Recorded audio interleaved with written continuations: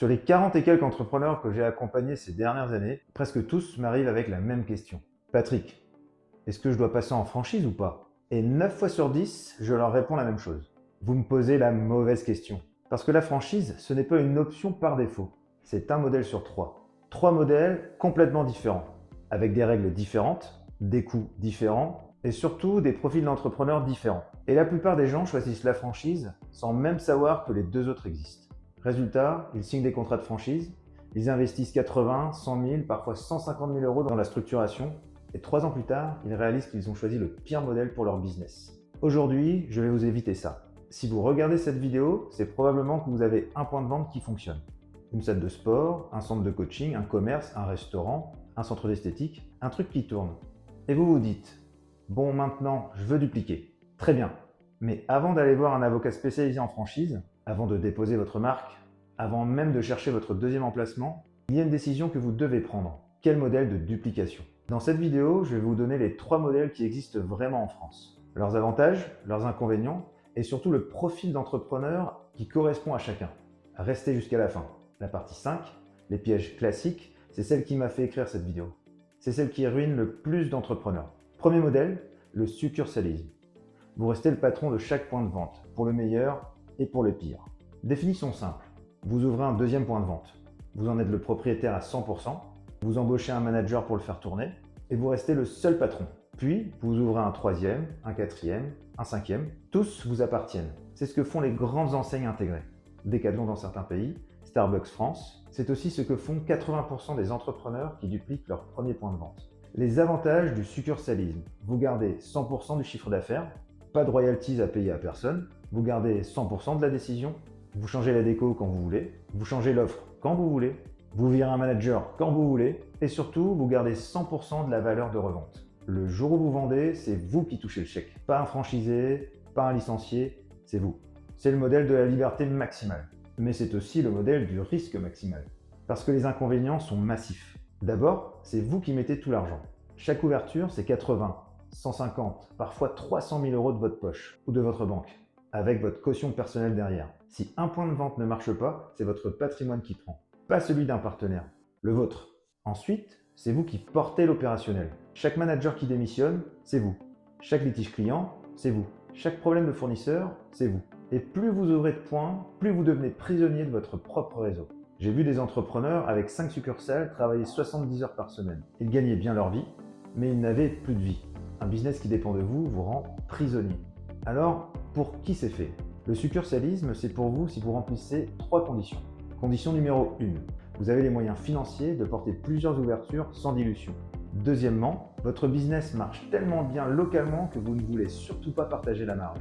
Troisièmement, votre objectif n'est pas la croissance ultra rapide, mais la rentabilité maximum sur 3 à 5 points de vente. Si vous cochez ces 3 cases, le succursalisme est le bon modèle pour vous. Si vous n'en cochez qu'une seule, méfiez-vous. Partie numéro 2, la franchise. La machine à dupliquer la plus puissante, mais aussi la plus contraignante. Là, on change complètement de logique. Vous, en tant que franchiseur, vous ne possédez plus les points de vente. Vous possédez une marque, un savoir-faire, un concept reproductible et vous vendez le droit d'utiliser tout ça à des entrepreneurs indépendants. Ces entrepreneurs, ce sont vos franchisés. Ils paient un droit d'entrée entre 15 et 50 000 euros en moyenne en France selon les secteurs. Ils paient des royalties chaque mois, entre 3 et 8% du chiffre d'affaires. Et ils paient parfois une redevance publicité, souvent entre 1 et 3% du chiffre d'affaires. La franchise, c'est encadré par la loi Dublin depuis 1989. Vous devez fournir un DIP, document d'information précontractuel, au moins 20 jours avant la signature du contrat de franchise. Vous devez avoir testé votre concept en propre avant de franchiser. Vous devez fournir une assistance permanente à vos franchisés. C'est lourd, c'est cher à structurer, mais c'est très puissant. Je le sais parce que je l'ai fait. Quand on a développé Bodit, on est parti de zéro. Un seul centre. Et on a construit un réseau jusqu'à plus de 120 centres en France et dans les dom-toms. Pas en 20 ans, seulement en quelques années. Le succursalisme vous fait croître à votre vitesse, la franchise vous fait croître à la vitesse du marché. C'est ça la magie du modèle. Vous démultipliez par effet de levier. Chaque franchisé apporte son apport personnel, sa caution, son énergie de fondateur sur sa zone et son temps opérationnel. Vous restez sur la stratégie, la marque, le développement. Les avantages sont énormes. Croissance rapide, capital faible côté tête de réseau, couverture territoriale large. Mais les inconvénients aussi. D'abord, c'est complexe à structurer. Vous avez besoin d'un manuel opératoire, la Bible du concept. Vous avez besoin d'un contrat de franchise carré juridiquement. Vous avez besoin d'un service animation pour piloter les franchisés. Parfois, vous avez aussi besoin d'une centrale d'achat. Ensuite, vous perdez le contrôle direct. Vos franchisés sont indépendants.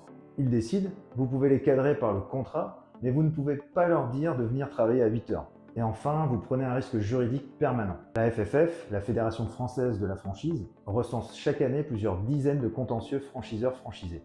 Alors, pour qui ce modèle est-il fait? La franchise, c'est pour vous si vous avez un concept testé, structuré et reproductible par quelqu'un d'autre que vous. Vous voulez aller vite sur le territoire, vous êtes prêt à devenir manager de manager, pas opérateur de terrain. Et vous acceptez de gagner moins par point de vente, mais beaucoup plus globalement. Si vous n'êtes pas prêt à passer 60% de votre temps à former, animer et gérer du contractuel, la franchise va vous épuiser. On résume ce qu'on a vu jusqu'ici. Le succursalisme, vous gardez tout. Vous portez tout, liberté maximale, risque maximum.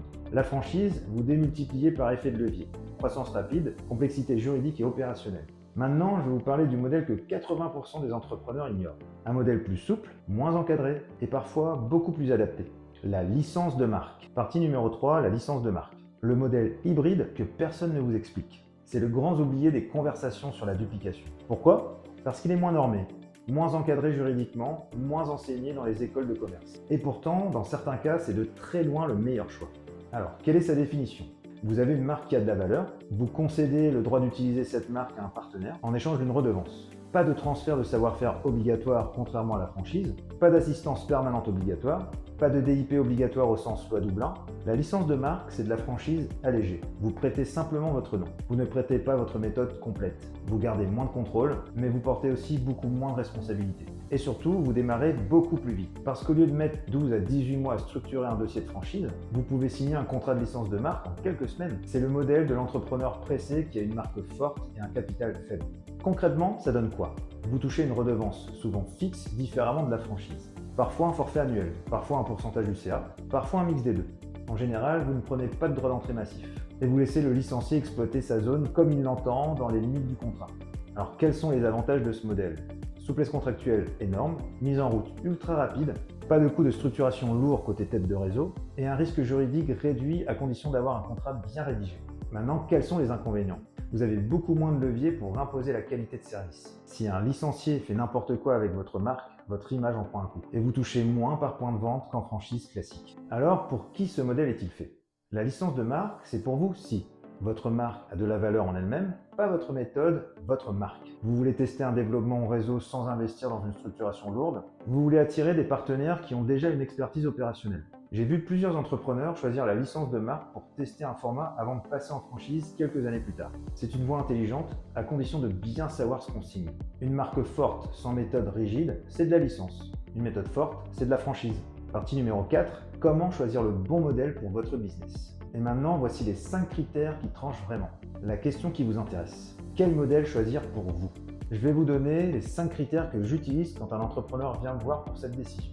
Pas un de plus, pas un de moins. Premier critère, votre capacité financière. Faites le calcul. Combien vous pouvez mettre sans mettre votre entreprise en péril? Combien pouvez-vous mettre sans mettre en péril votre patrimoine personnel? Si vous pouvez aligner 2 à 3 ouvertures sur fonds propres, succursalisme possible. Si vous ne pouvez pas, franchise ou licence. Il n'y a pas de débat. Deuxième critère, votre concept est-il vraiment reproductible? Soyez honnête. Est-ce que votre business marche grâce à vous ou grâce à un système qui peut tourner sans vous? Si votre business dépend de votre charisme, de votre réseau perso, de votre tour de main, vous n'avez pas de concept franchisable. Vous avez un job déguisé en business. Et là, ni la franchise ni la licence ne tiendra. Il faut travailler d'abord sur votre business et pas dans votre business. C'est tout l'objet des 8 piliers de la méthode Profit. Troisième critère, votre rapport au contrôle. Soyez honnête là aussi. Vous supportez quand quelqu'un fait les choses différemment de vous? Si la réponse est non, la franchise va vous rendre fou. Vos franchisés sont indépendants. Ils vont prendre des décisions que vous n'auriez peut-être pas prises. Et vous ne pourrez pas les virer comme un salarié. Si vous ne supportez pas le partage de pouvoir, restez en succursale. Et embauchez des managers, pas des partenaires. Quatrième critère, votre objectif de croissance. 3 à 5 points de vente en 5 ans, succursalisme. 20 à 50 points de vente en 5 ans, franchise. Testez un format sur 2 à 3 villes avant de décider, licence de marque. Le bon modèle dépend de votre ambition réelle, pas de votre ambition affichée. Et le cinquième critère, celui qui est souvent le plus mis de côté, votre projet de sortie. C'est le critère que les entrepreneurs oublient toujours, mais c'est peut-être le plus important. Vous voulez vendre votre business dans 5, 7 ou 10 ans? Le modèle va tout changer. Une chaîne de succursales se vend un multiple de l'EBITDA, souvent entre 4 et 8 fois.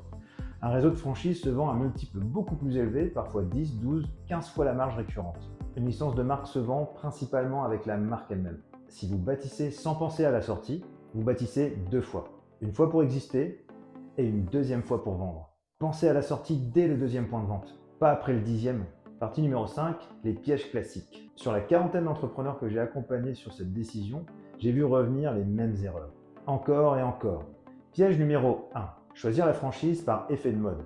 La franchise, c'est sexy, ça fait sérieux, ça fait réseau. Vous voyez les chiffres de la Fédération française de la franchise? Plus de 2000 réseaux en France, des dizaines de milliers de points de vente. Vous vous dites, si tout le monde le fait, c'est la voie royale. Mais c'est complètement faux. La franchise, c'est un modèle de gestion d'indépendant, pas un modèle de gestion d'entreprise. Si vous n'êtes pas prêt à passer du métier d'opérateur au métier d'animateur de réseau, vous allez vous tuer. Piège numéro 2. Confondre franchise et licence de marque. J'ai vu des entrepreneurs signer des contrats de licence qui étaient en réalité de la franchise déguisée, avec un risque juridique majeur derrière. Parce que la loi Dublin s'applique si certains critères sont réunis, peu importe le nom du contrat. Si vous transmettez un savoir-faire substantiel, vous êtes en franchise et vous devez fournir un DIP. Le nom de contrat ne change rien, et un franchisé peut faire requalifier le contrat plusieurs années après la signature. Piège numéro 3, vouloir tout de suite. Vous avez un point de vente qui marche, vous voulez 30 points de vente dans 3 ans, vous voulez franchiser tout de suite. Stop! Avant de franchiser, il faut un minimum de 18 à 24 mois de roulement stable sur votre concept original. Et idéalement, un deuxième point de vente en propre qui prouve que ça marche sans vous. C'est ce qu'on appelle un point pilote en succursalisme. Sans ça, vous franchisez du vent et vous explosez dans les 3 ans. Piège numéro 4, ne pas regarder son énergie réelle. Vous avez 50 ans, vous voulez ralentir, vous voulez sortir de l'opérationnel et vous lancez un réseau de franchise à 20 points de vente. Vous savez ce qui se passe? Vous prenez 3 ans d'ouverture intense, de réunions franchisées, de litiges, de structuration. À la fin, vous êtes plus fatigué qu'avant. Adaptez le modèle à votre énergie, pas l'inverse. Donc reprenons 3 modèles. Le succursalisme, vous portez tout, vous gardez tout. La franchise, vous démultipliez, vous structurez lourd, vous prenez de la vitesse. La licence de marque, vous prêtez un nom, vous gardez de la souplesse, vous gardez moins de contrôle. Aucun des 3 n'est meilleur que les autres. Le bon modèle, c'est celui qui colle à votre business, à votre concept, à votre rapport au contrôle, à votre projet de sortie. Si vous arrivez aujourd'hui avec la question « Patrick, je franchise ou pas ?» vous posez la mauvaise question. La vraie question, c'est quel modèle de duplication correspond à qui je suis, à ce que je veux et à où je vais. Le jour où vous répondez à ça avec lucidité, vous arrêtez de copier les autres et vous commencez à construire le réseau qui vous correspond. Si cette vidéo vous a fait poser le crayon une seconde, c'est qu'elle a touché quelque chose. Dites-moi en commentaire. Aujourd'hui, vers quel modèle vous penchez naturellement et pourquoi? Succursalisme, franchise ou licence de marque? Je lis tout et je réponds à tout. Likez la vidéo si elle vous a été utile, abonnez-vous à la chaîne et activez la cloche. Et si vous voulez structurer votre business pour qu'il soit duplicable, peu importe le modèle final, j'ai mis en description un lien vers ma méthode Profit. 8 piliers, 10 ans de terrain, du concret, sans bullshit. On avance ensemble.